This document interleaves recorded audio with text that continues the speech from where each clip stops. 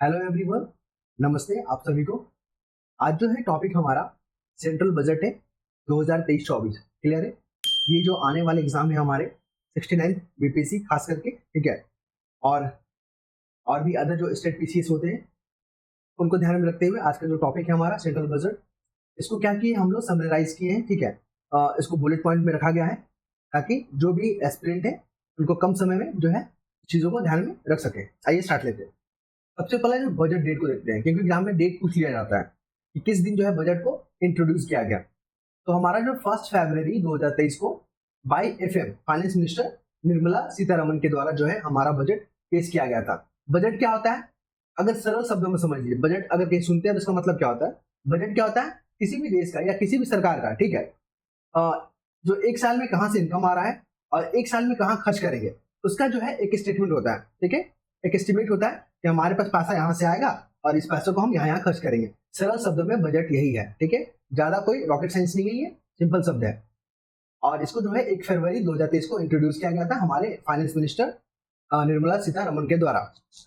अब आते हैं अमृतकाल जो है मेंशन किया गया बजट में। तो अमृतकाल का मतलब क्या समझते हैं, ठीक है। तो देखिए सॉरी, अभी क्या हो रहा है, भारत को आजाद हुए 2047 में 100 साल हो जाएंगे, क्लियर है। और हम लोग 75 ईयर जो है इसको जो है सेलिब्रेट कर चुके हैं, बाकी बचे हैं 25 ईयर और बचे हुए हमारे पास, ठीक है। तो इन ईयरों में हम लोग को कुछ ऐसा कार्य करना है, ठीक है, सरकार के द्वारा, तो देश को एक डेवलप कंट्री भी बना सके, क्लियर है। तो उसी दिशा में अमृतकाल का जो है वर्ड को इंट्रोड्यूस किया गया है। इसमें क्या प्रायोरिटी रहेगा अमृतकाल में, तो देखिए फर्स्ट क्या है, opportunity for citizen specially youth, clear है।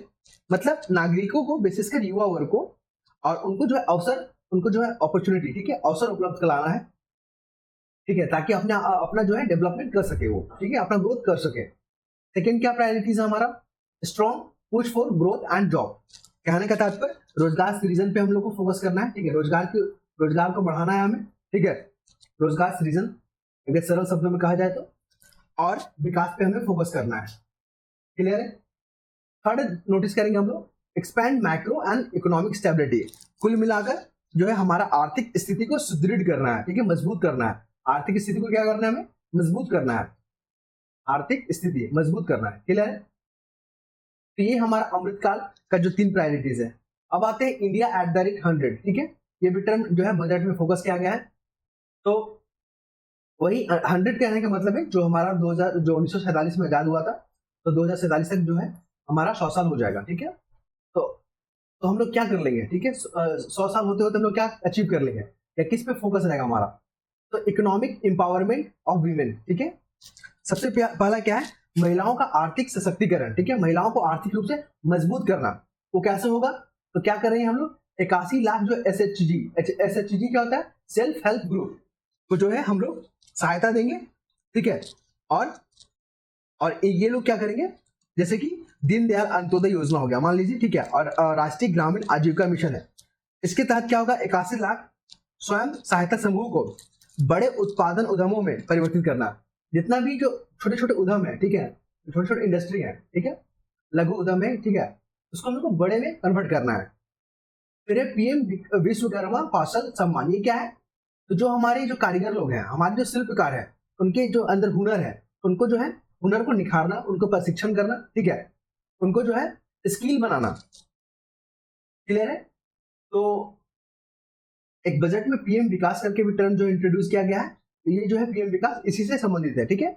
जो हमारे कारीगर हैं, जो पारंपरिक कारीगर हैं या शिल्पकार हैं, उनको वित्तीय सहायता देना, उनको प्रशिक्षण देना, उनको स्किलिंग करना, ठीक है, उनको अपग्रेड करना, इन तमाम पहलुओं पर जोर दिया गया है।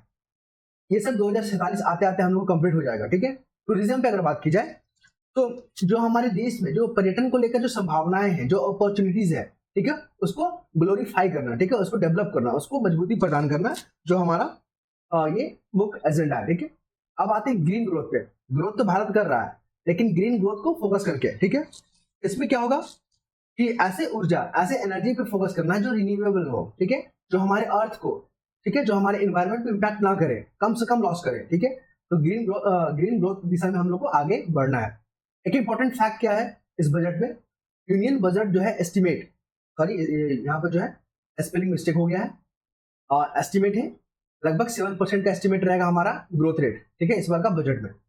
अब आते हैं बजट, ठीक है, हमें कितना रुपया जो है प्राप्त होगा। तो टोटल रिसिप्ट कितना है, 45,45,30 लाख करोड़ जो है हम लोग को रिसीव होगा, ठीक है।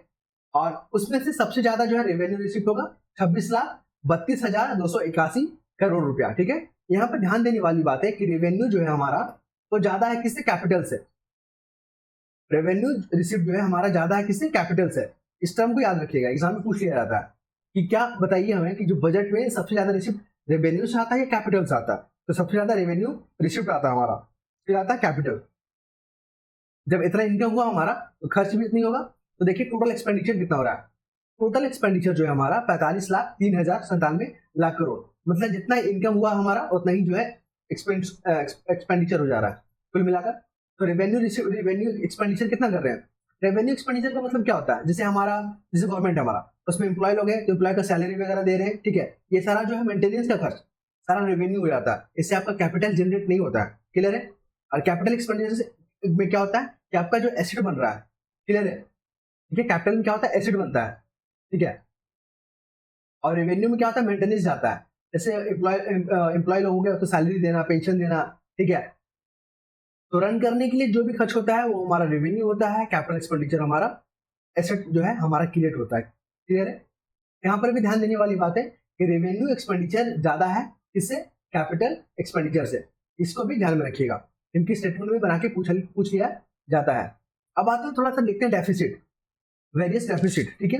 जैसे कि हमारा फिजिकल डेफिसिट कितना है, फिजिकल डेफिसिट कितना है, जीडीपी का 5.9%, डायरेक्ट एग्जाम में डेटा को पूछा जाता है, 5.9% ऑफ जीडीपी।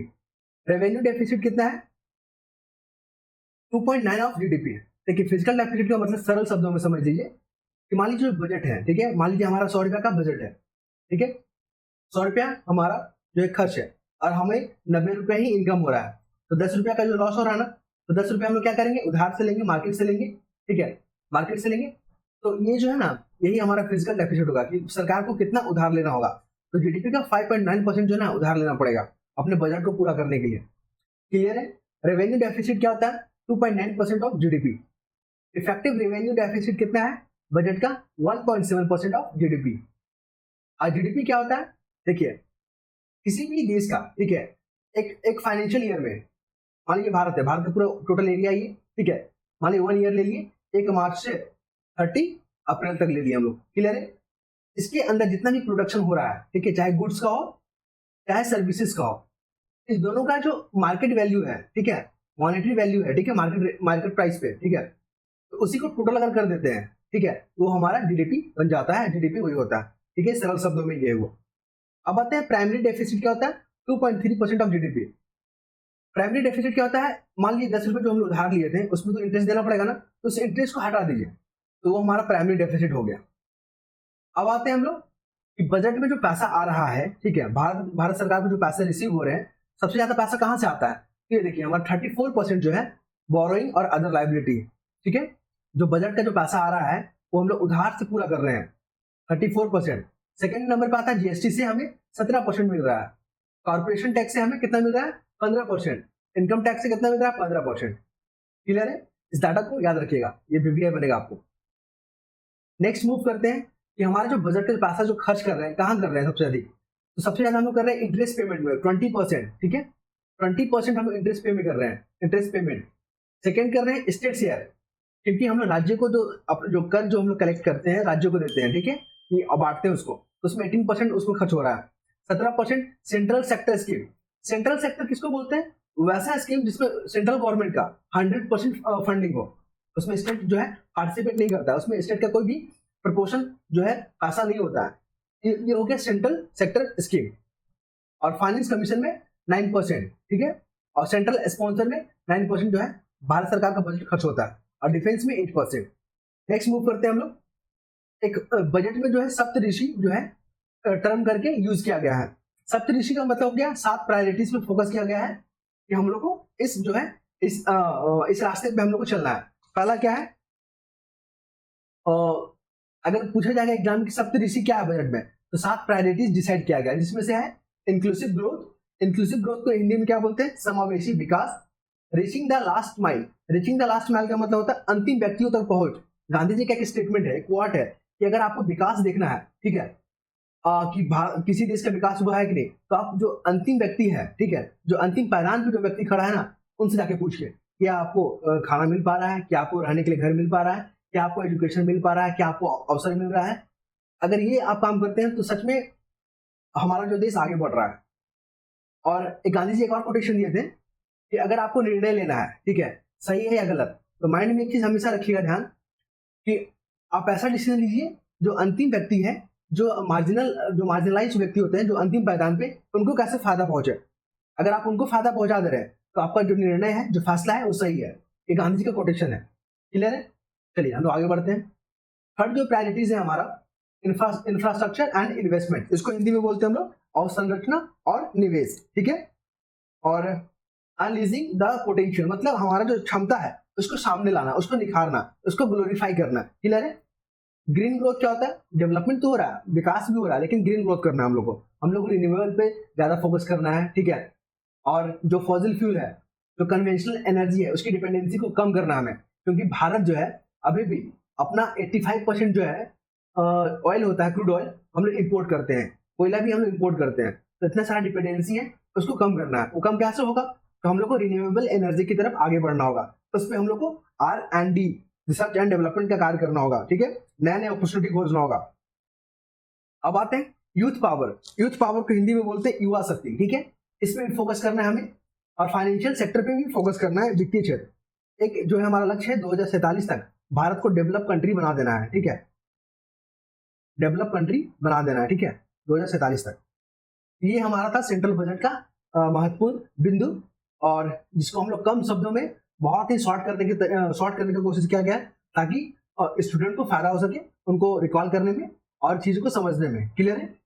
और ज्यादा इसमें फैक्ट नहीं डाला गया है, क्योंकि एग्जाम आते आते ना उतना फैक्ट याद नहीं रह पाता है। उसी को ध्यान रख के हम लोग इसको क्रिप्टोग्राफी से, पाई चार्ट के माध्यम से और फ्लो चार्ट के माध्यम से बजट को समझाने की कोशिश किया गया है। और अगर आप इस चैनल से जुड़ रहे हैं, अगर कंटेंट अच्छा लगेगा तो आप लोग लाइक भी कीजिएगा, शेयर भी कीजिएगा। अगर आपको कंटेंट अच्छा नहीं लगता है तभी अपना फीडबैक दीजिएगा, ठीक है। और नेक्स्ट टॉपिक में हम लोग नेक्स्ट वीडियो में मिलेंगे हम लोग। तब तक अपना ख्याल रखें। जय हिंद, जय भारत। और हाँ, इस पीडीएफ को अपने जो है रांची पीएससी का जो टेलीग्राम चैनल है, और उस पर इसको शेयर कर दिया जा रहा है। जो लोग भी जुड़े हैं इस पीडीएफ का फायदा लीजिएगा, ठीक है। धन्यवाद।